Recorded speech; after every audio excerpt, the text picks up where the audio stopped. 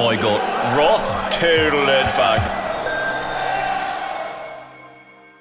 Sorika's gone to her old pairs for Sunday dinner, while I'm at home looking after the kids.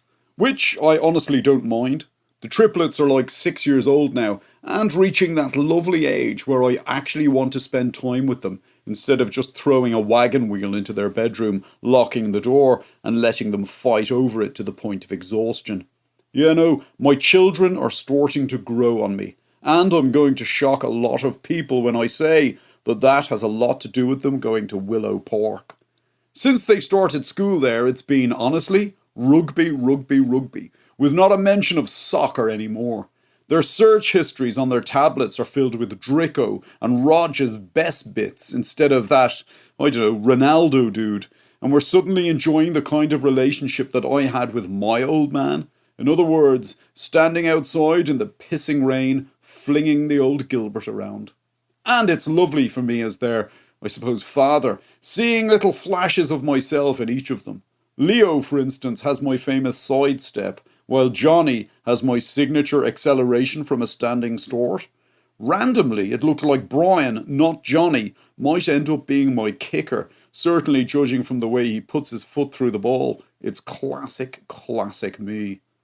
I'm showing him how to put more spin on the ball to give his passes more distance and accuracy.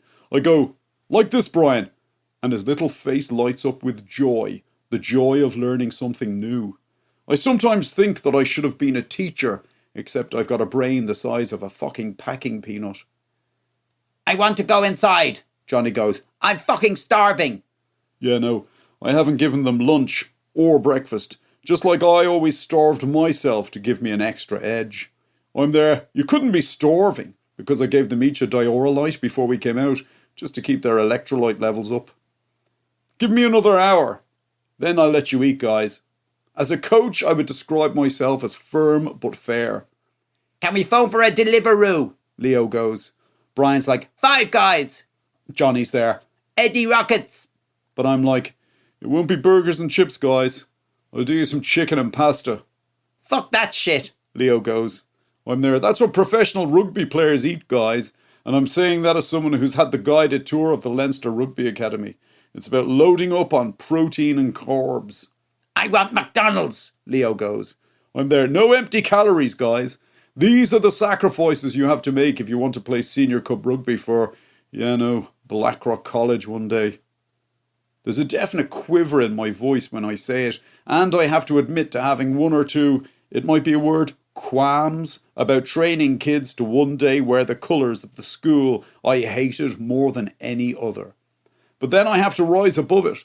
I have to be mature enough to accept that my rugby playing days were a long time ago, and my children have to make their own histories. If that ends up being in the blue and white stripes of Blackrock, then I'll have to accept it and persuade my brain that they're playing for Argentina. Brian, I go, when you make a pass, aim for the space in front of the player rather than the player himself. Give him something to run onto. Otherwise, he's like static when he receives it. Fuck this, he goes. He's definitely not captain material, by the way. I'm going inside. Leo's like, yeah, it's fucking raining, before following his 2 brothers into the gaff. I'm there. Do you know why the Leinster School Senior Cup is played in January and February instead of April and May?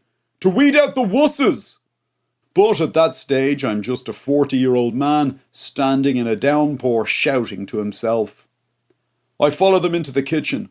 I fill a pot with pasta and water, and I throw 6 chicken breasts under the grill while trying to hide my disgust with them. My children, not the chicken breasts. I'm there. We might look at maybe doubling your daily magnesium and calcium allowance. I want to put my jersey on, Brian goes. I'm like, no, remember what I said, not in the house. But he won't be told anything. None of them will. They all go charging upstairs together, and that's when my phone rings. It ends up being the old dear. Hello, darling, she goes. How are the twins settling into their new school? I'm like, they're triplets. What? There's 3 of them. 3? Are you sure? Yeah, I think I know how many children I have. Under this roof, anyway. Why did I think they were twins? Because you haven't been sober since the fucking millennium. Who knows what you see half the time, you scrag-faced gulper fish.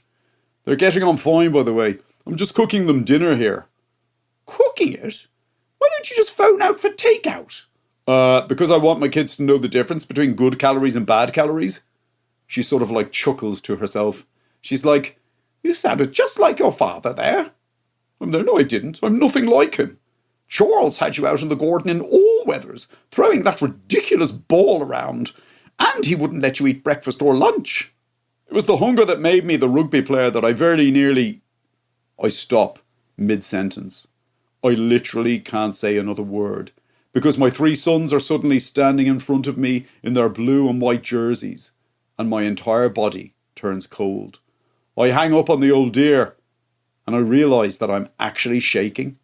Suddenly it all comes back to me, the hateful things that the Blackrock crowd used to shout to me when I was flashing the 6 at them after scoring a try.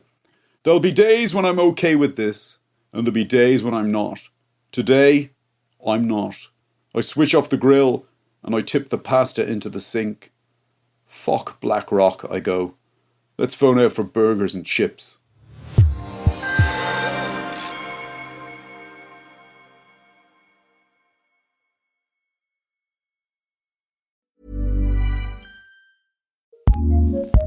What's new in podcasting? Here's what we love, courtesy of Acast Recommends. The award-winning team that created They Walk Among Us, featuring true crime cases from the UK, now bring their unique and bone-chilling podcast to the United States. Dive deep into cases that hit close to the American heartland. Significant evidence. With the criminals that walk alongside you, who live next door, or maybe who sleep beside you. The man they are calling a serial killer. They Walk Among America is a law and crime podcast network production, a new true crime podcast covering tales of murder and mystery in the United States. Listen to episodes of They Walk Among America on Acast, Apple Podcasts, Spotify, or your favorite podcast player. Acast recommends.